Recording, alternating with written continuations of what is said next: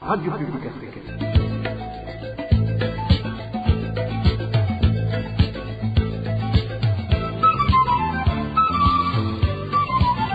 Radio Publique Africaine.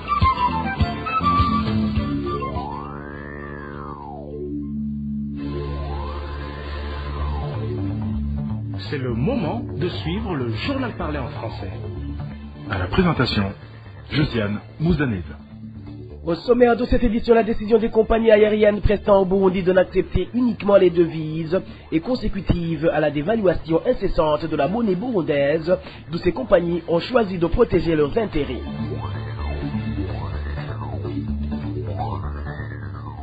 Les Burundais qui font le commerce transfrontalier en RDC disent ne savoir à quel sens se vouer. C'est après qu'ils ont été interdits de franchir la frontière burundo-congolaise. Les plus chanceux, ayant vu leurs marchandises confisquées, enregistrera ainsi d'énormes pertes. Vous aurez les détails dans ce journal. Et comme tous les samedis, la deuxième partie de ce journal est consacrée au mini-magazine au cœur de la société. Et aujourd'hui, il sera question de l'appel lancé ce jeudi par le numéro 1 burundais Obagumyabanga, lequel appelle leur demander de ne plus faire attention aux rumeurs, vu qu'ils ont une alliance avec Dieu. Voilà pour les grandes articulations. Bien le bonsoir chez vous, mesdames et messieurs. Tout de suite, le développement de ces titres.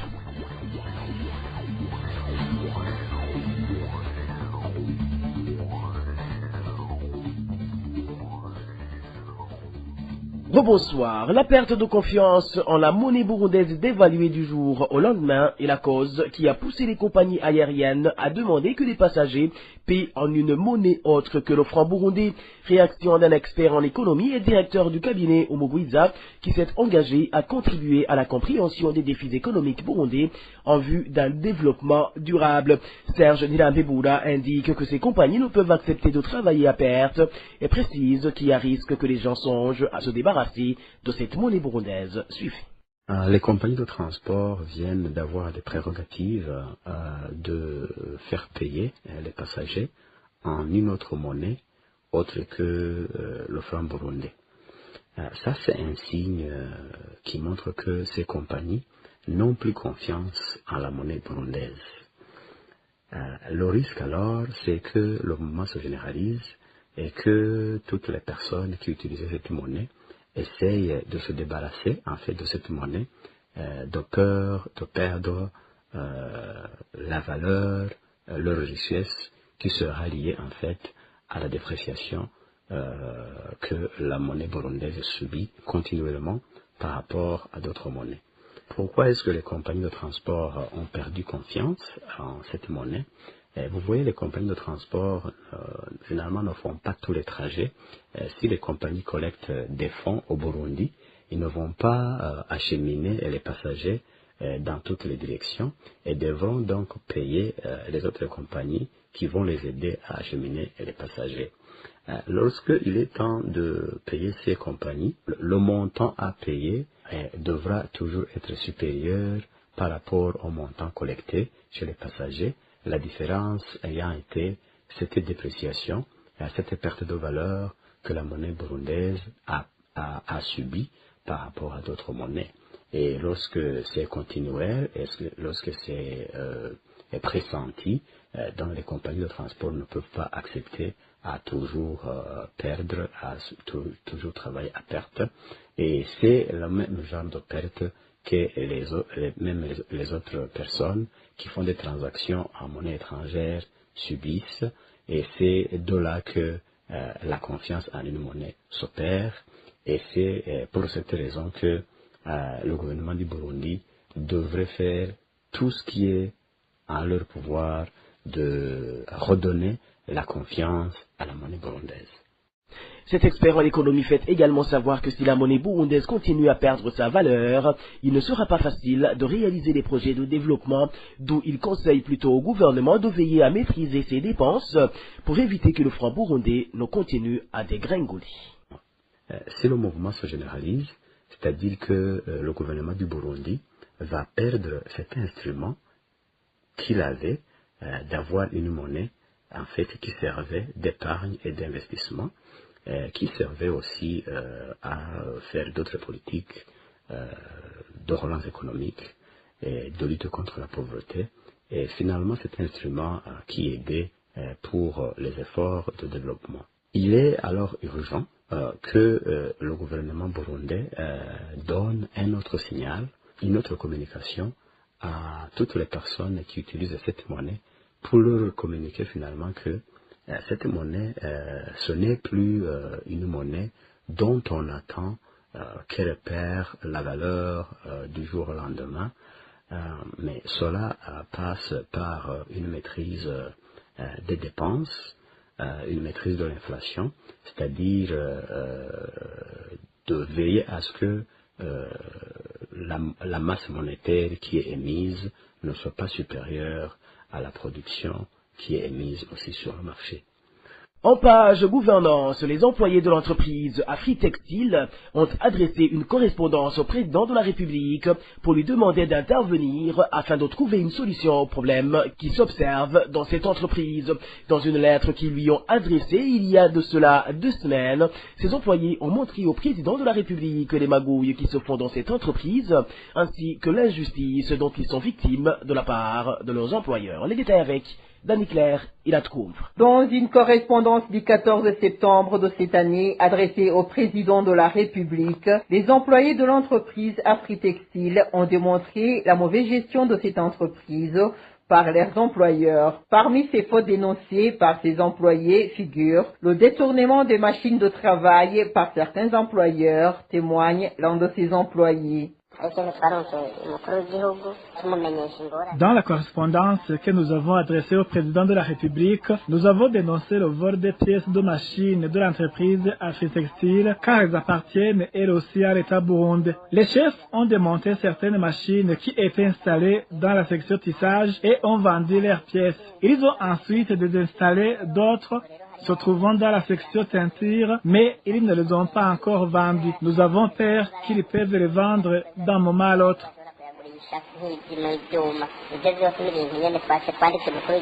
Ces employés de l'Afritextile mettent en exécu la persécution et les magouilles commis à leur endroit par leurs employeurs, les magouilles qui se répercutent sur leur salaire. Ils font savoir également que la direction de l'Afritextile a dernièrement engagé un nouveau partenaire chargé de nourrir les employés. Depuis lors, le repas journalier est devenu cher qu'avant car une somme allant de 800 à 1200 francs burundais a été ajoutée sur une assiette, ce qui apporte des conséquences sur leur maigre salaire. Dans cette correspondance, ces employés ont également évoqué leurs inquiétudes quant au changement défavorable de leur assurance de santé qui serait en cours. Ces employés ont fait savoir au président de la République qu'ils n'ont pas où soumettre toutes ces questions étant donné que le syndicat des employés a été suspendu dans l'entreprise Afritextile. Ils indiquent qu'actuellement, celui qui ose réclamer ses droits dans cette entreprise est directement renvoyé.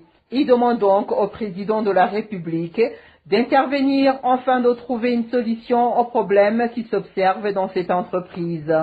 Le président de la République parle toujours qu'il doit y avoir un dialogue entre l'employeur et l'employé s'il y a une mésentente. Nous voulons qu'il y ait une assemblée générale pour parler de nos problèmes et trouver solution surtout sur ces problèmes liés à la hausse de l'argent destiné au repas et celui de l'assurance de santé. Qu'ils cessent de prendre des décisions inadéquates alors qu'ils sont nos supérieurs. Nous demandons au président de la République d'envoyer son représentant pour nous aider à remédier à ces problèmes.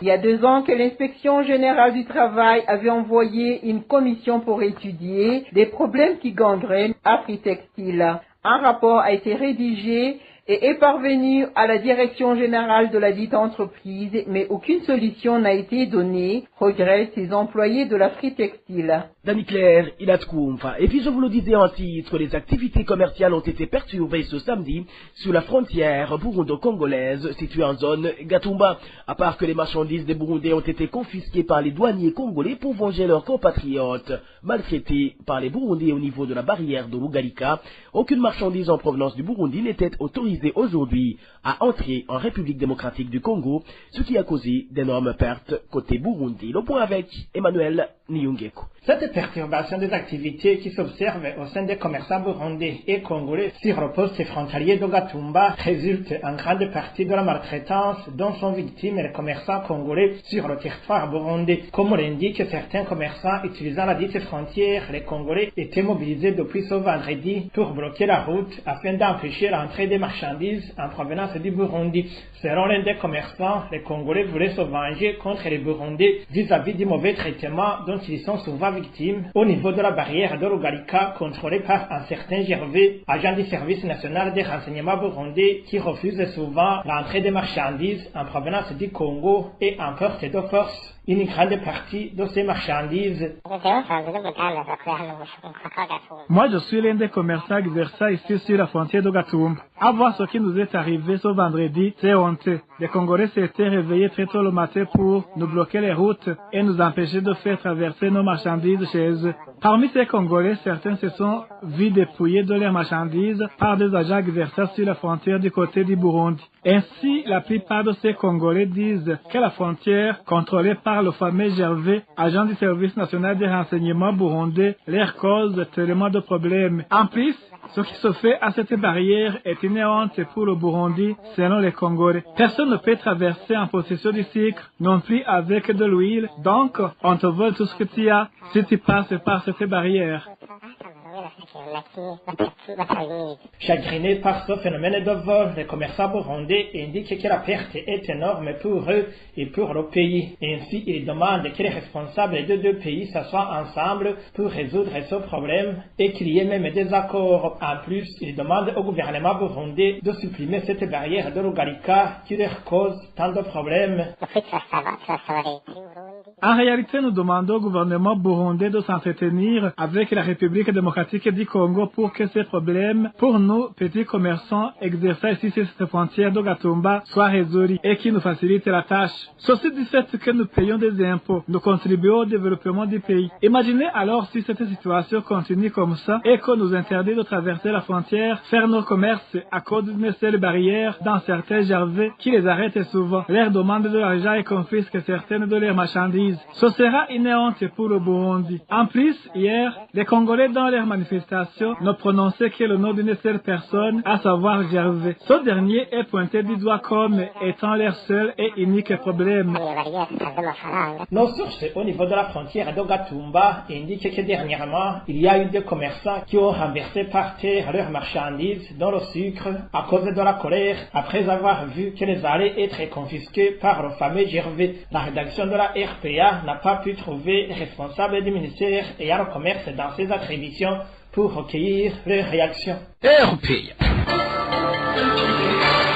Le gouvernement burundais compte restructurer le ministère de l'Éducation nationale. Le projet a été proposé dans le Conseil des ministres de ce mercredi 27 septembre par le ministre ayant l'éducation dans ses attributions. François Habyalimana a proposé la mise en place de deux secrétariats permanents, à savoir l'un chargé des questions de l'enseignement fondamental et post-fondamental et l'autre chargé de l'enseignement supérieur. Et entre autres innovations envisagées, il y a la mise sous l'autorité du recteur et non celui du ministre, le centre hospitalo-universitaire de Kamenge. Je vous propose d'écouter Prosper Naogwamiye, il est le secrétaire général et porte-parole du gouvernement. Le souci majeur qui guide la structure du ministère est de permettre un fonctionnement des services de manière fluide et coordonnée dans l'exécution des actions inscrites dans le plan sectoriel de l'éducation et la mise en œuvre du plan national de développement pour plus d'opérationnalité et d'efficacité des services et une meilleure prise en compte des avancées du système éducatif burundais d'une part et des orientations du gouvernement d'autre part, il est proposé les innovations et les modifications suivantes. La création de deux secrétariats permanents, l'un en charge des services de l'administration scolaire et de la gestion des ressources et l'autre en charge de l'enseignement supérieur, de la recherche et des innovations pédagogiques, scientifiques et technologiques.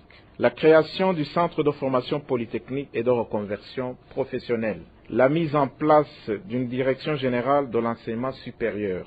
La mise sous l'autorité du recteur et non sous tutelle du ministre du centre hospitalo-universitaire de Kamenge pour répondre à la recommandation des inspecteurs de la communauté est-africaine. La mise de l'institution des sciences de la nutrition de la communauté est-africaine sous l'autorité du recteur de l'Université du Burundi, étant donné qu'il s'agit d'une structure de formation qui ne dispose pas de personnel propre. Dans le même Conseil des ministres, il a également été annoncé la libéralisation du secteur de l'électricité au Burundi. Le projet a été soumis par le ministre ayant l'énergie dans ses attributions. Ce dernier a demandé aux entreprises privées d'investir dans le réseau de distribution de ce produit pour accroître le taux de couverture en électricité sur le territoire national. Encore une fois, Prosper Nawami. Ce projet de loi vise à promouvoir la libéralisation progressive du secteur de l'électricité au Burundi en introduisant la possibilité par le secteur privé d'investir dans le réseau de distribution et de vente de l'énergie à des consommateurs finaux. Ainsi, la nouvelle organisation du secteur de l'énergie prévoit un exploitant public, la Régie des eaux, en tant que gestionnaire du réseau du transport interconnectés. Ainsi, la Régie des eaux garde l'autonomie et le monopole de cette exploitation. Des acteurs pluriels, Régie des eaux et privés, en charge de la construction et de l'exploitation du réseau de distribution. Des acteurs pluriels, Régie des eaux, ABR et privés, en charge de la commercialisation de l'énergie au client final. En exploitant public, l'ABR, en charge de la construction et de l'exploitation des réseaux isolés. Les investisseurs privés pourront ainsi adresser une demande au ministère pour produire et distribuer l'énergie dans le cas où ils voudraient couvrir un site isolé.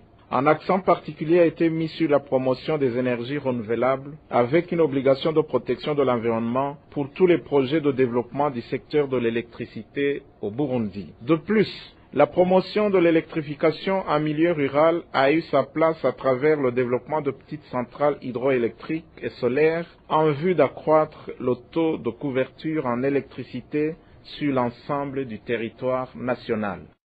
Et dans la foulée, Prosper Nawami a révélé le nom d'une entreprise qui a déjà signé un mémorandum d'entente avec le gouvernement burundais pour œuvrer dans ce secteur, à savoir le Virunga Power Holding Limited. Suivez.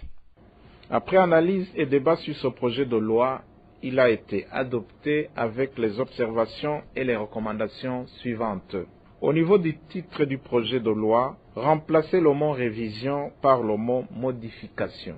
Ordonner les visas en commençant par les textes les plus récents pour terminer par les plus anciens. Enrichir l'exposé des motifs en y insérant les objectifs poursuivis par ce projet de loi. Indiquer les principales innovations sous forme d'un tableau ainsi que la justification des modifications proposées par rapport au texte en vigueur pour une meilleure lecture et compréhension. Au niveau de l'objet du projet, enrichir celui du texte objet de modification en faisant ressortir l'aspect investissement privé. Supprimer l'article 78 en rapport avec la demande d'accordement en électricité car il est redondant avec l'article 76.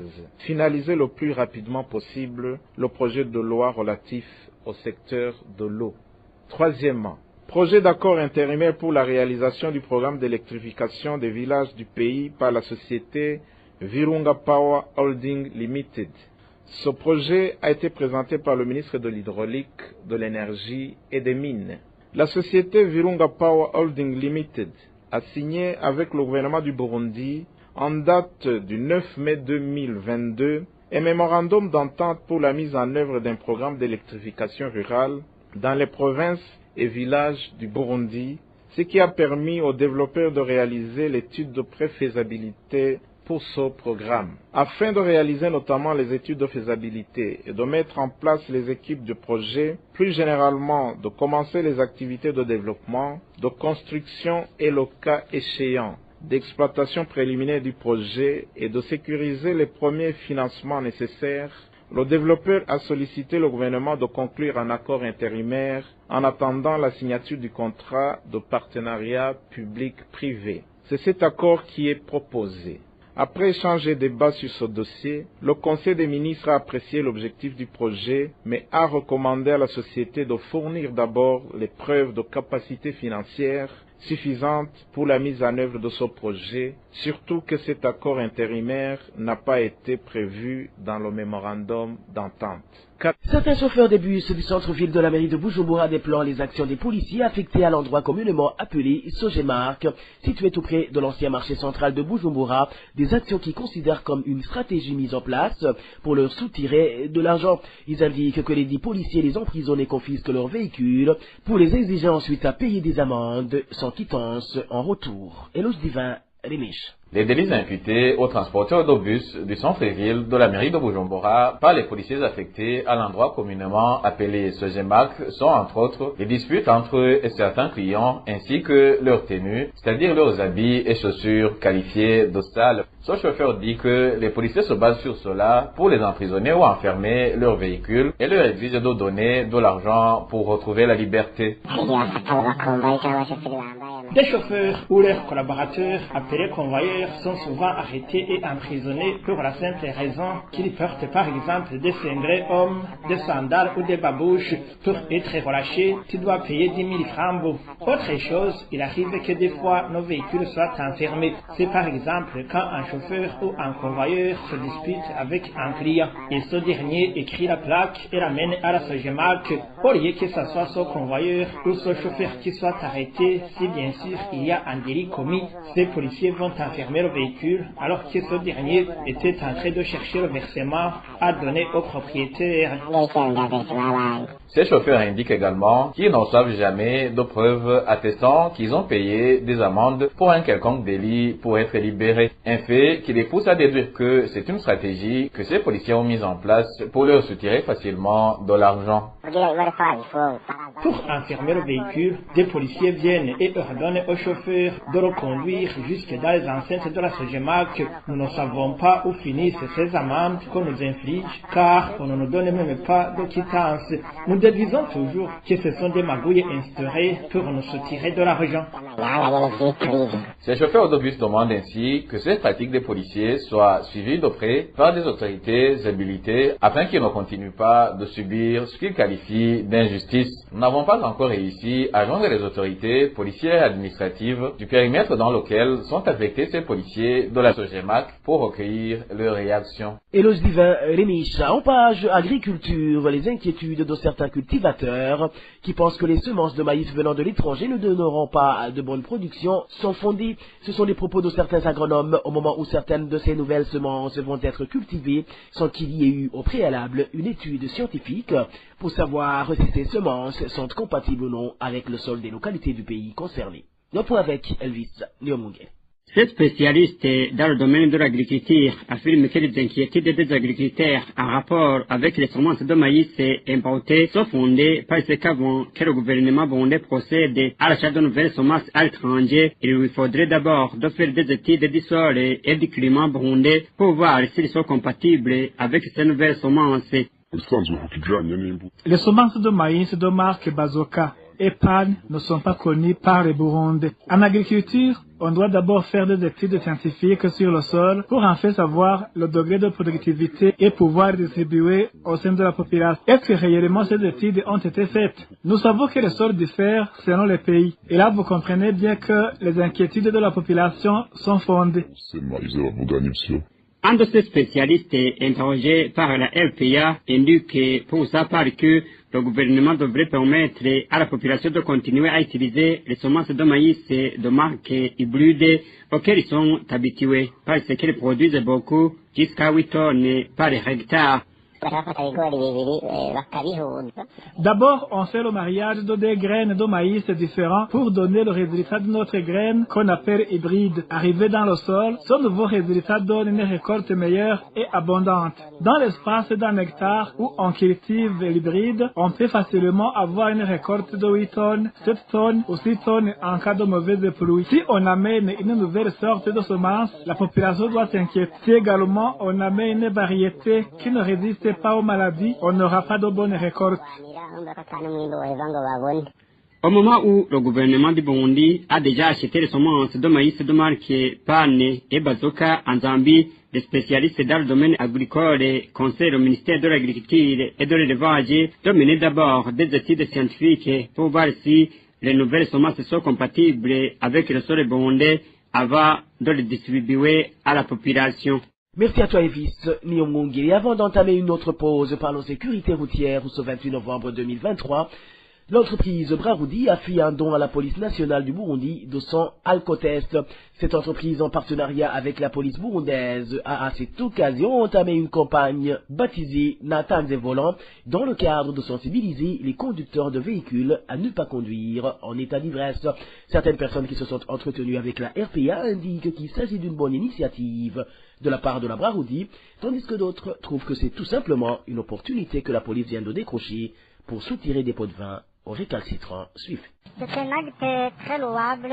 Nous demandons d'ailleurs à la police nationale et à la Braroudi de fournir beaucoup d'efforts et d'octroyer le matériel nécessaire à quiconque qui pourra aider à arrêter l'ivresse des chauffeurs, car nous avons remarqué que les chauffeurs, quand ils conduisent étant ivres, ils provoquent beaucoup d'accidents qui amènent la vie des gens, de beaucoup de personnes.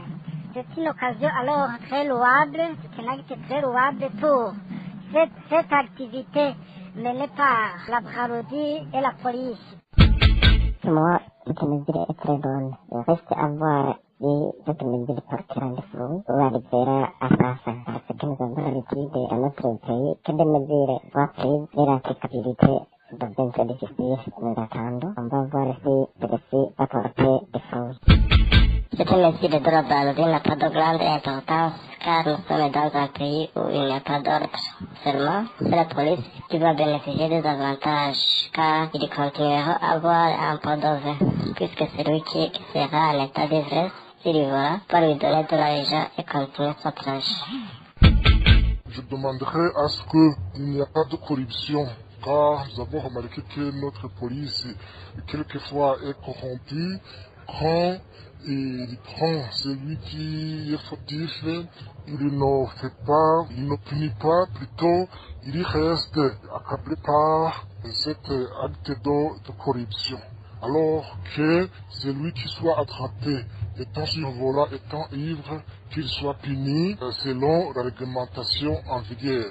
Je vous remercie. Cette campagne s'inscrit dans un programme dit Brassons un monde meilleur 2023 qui s'étend sur une période de 3 ans dont les principales activités sont la fourniture des alcotests et la formation des policiers sur leurs utilisations. Tout de suite, la deuxième partie de notre journal. C'est le moment de suivre le mini-magazine au cœur de la société qui aujourd'hui revient sur les propos tenus par le président de la République Évariste Ndayishimiye lors de la prière du dernier jeudi du mois organisée par le parti CNDD-FDD, où il appelle les Magumyabanga à ne plus faire attention aux rumeurs, car ils ont une alliance avec Dieu. Au cœur de la société vous est présenté par Bonfils Nyongé. Au cœur de la société. Au cœur de la société est une émission de tous les samedis, préparée en synergie par les radios Inzamba Agatekakawe, Radio RPA Ijuya Wanyagihugu, ainsi que la radio-télévision Renaissance. Quelqu'un qui croit qu'il va me faire peur, qui ne perdait pas son temps. C'est en ces termes que le président de la République, Évariste Ndayishimiye, prodigue des conseils aux membres du parti CNDD-FDD lors de la prière écuménique d'action de grâce tenue à Gitega jeudi le 28 septembre. C'était suite aux rumeurs d'un coup d'État en préparation lorsqu'il était à l'étranger. Pourquoi donc ces rumeurs aujourd'hui? Quelle devrait être l'attitude du chef de l'État dans cette période? La réponse à toutes ces questions, c'est dans ce mini-magazine au cœur de la société de ce samedi 30 septembre 2023. À la présentation, vous êtes avec Bonfils Nyongere. Bienvenue.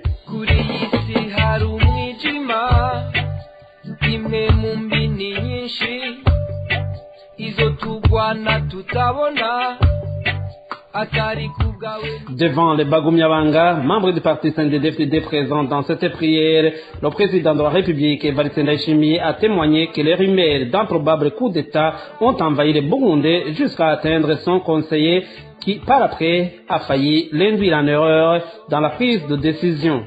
Ndayishimiye leur a rappelé qu'il n'a pas peur de personne car il est en alliance avec Dieu. Abantu bavuga ibintu novuga nti ubuhanuzi Ceux qui ont donné place à la prophétie satanique, ils ne savaient pas qu'ils appelaient Dieu, et Dieu s'est présenté. J'espère que vous l'avez vous-même vu. N'est-ce pas que ces rumeurs vous ont laissé sains et saufs? Les Burundais doivent d'abord savoir que nous sommes dans l'alliance, que personne ne vienne me maudire ou me faire peur, car le Seigneur est mon berger, je ne crains rien. Lorsque tu me maudis, c'est là que les anges du ciel viennent combattre à mes côtés. Alors, la personne qui croit qu'il va me faire peur, qu'il se ressaisisse, car je suis passé dans beaucoup de choses. Imaginez-vous quelqu'un qui est allé faire peur à une personne proche. Cette dernière m'a contacté par après, me supplia que je ne devrais pas atterrir ici à Bujumbura, mais plutôt que je devrais passer en Tanzanie pour qu'elle vienne me récupérer là-bas. Je lui ai demandé la personne qui a raconté cette histoire et il m'a donné le nom. C'est une personne que je connaissais bien et son entourage. Les gens vont se raconter des choses sur des Lingala. Ils avalent tout comme ça. J'ai été déçu par mon conseiller. Au lieu de faire des analyses et comprendre ce qui se passe, il m'a parlé lui aussi des rumeurs qui ont failli m'induire dans les erreurs, dans les décisions que j'allais prendre. Le pays c'est comme une maison en briques et ces briques représentent tous les Burundais. Si tu retires quelques briques, la maison va s'effondrer et tout le monde en sera victime. Avant que je faisais un long voyage, j'avais des allergies et des symptômes de la grippe suite à la climatisation dans l'avion. Mais depuis le Kiba, en passant par les États-Unis et l'Europe jusqu'à Bujumbura, je n'ai eu aucune allergie. C'est Dieu qui a voulu me protéger pour que j'arrive en pleine forme aux yeux des détracteurs.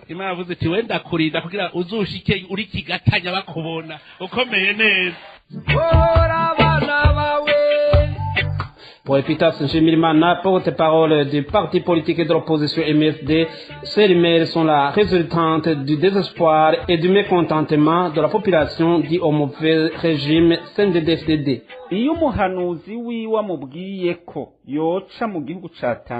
Lorsque son conseiller l'exhorte à passer par la Tanzanie pour ensuite rentrer au Burundi par voie routière, c'est un signe qui montre que la situation n'est pas bonne. Même le langage utilisé par le président de la République lui-même pour expliquer que ce sont des rumeurs montre qu'il ne s'agit pas du tout de rumeurs. Ça se voit qu'il y a des gens qui veulent renverser son pouvoir. Même s'il fait semblant de sous-estimer ce qu'il appelle rumeurs, on sent qu'il a la peur au ventre. Et d'ailleurs, quel est ce genre de rumeurs qui arrive à faire peur même à ses conseillers? Non, ce ne sont pas des rumeurs et il le sait très bien. Mais nous demanderions aux Burundais de ne pas se laisser distraire par les rancunes et le bras de fer entre ces généraux du CNDD-FDD qui ne visent que le détournement des deniers publics.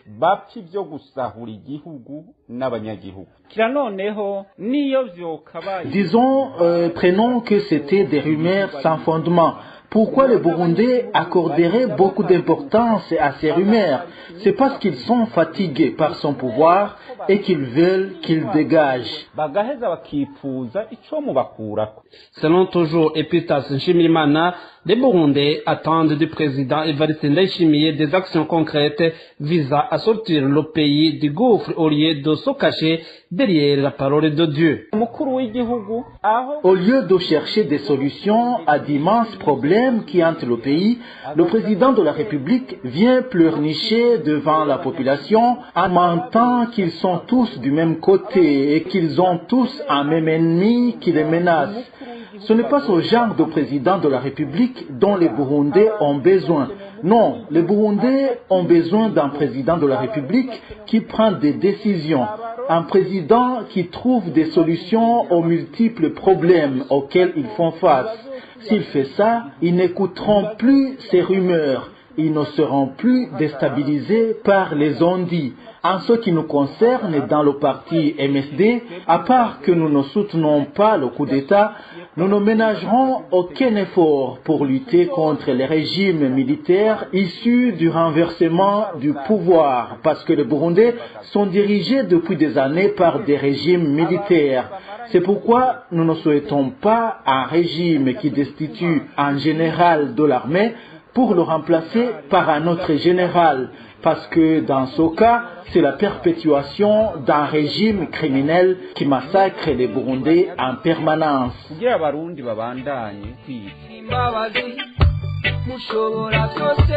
À son retour de New York la semaine dernière où il venait de participer à la 78e Assemblée générale des Nations Unies, Évariste Ndayishimiye avait utilisé les mêmes mots qu'il n'avait pas peur. Il s'était comparé au lion pour rassurer les Burundais.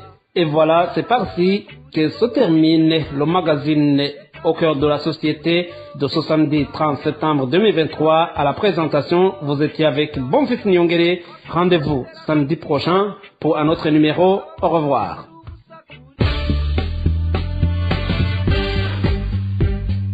C'était l'émission Au cœur de la société.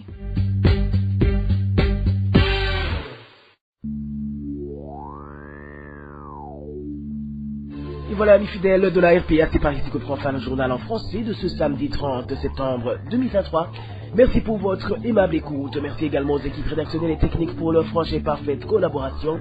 À la présentation de ce journal, vous étiez avec Josiane Mouzaneta. Passez du bon moment chez vous. Au revoir.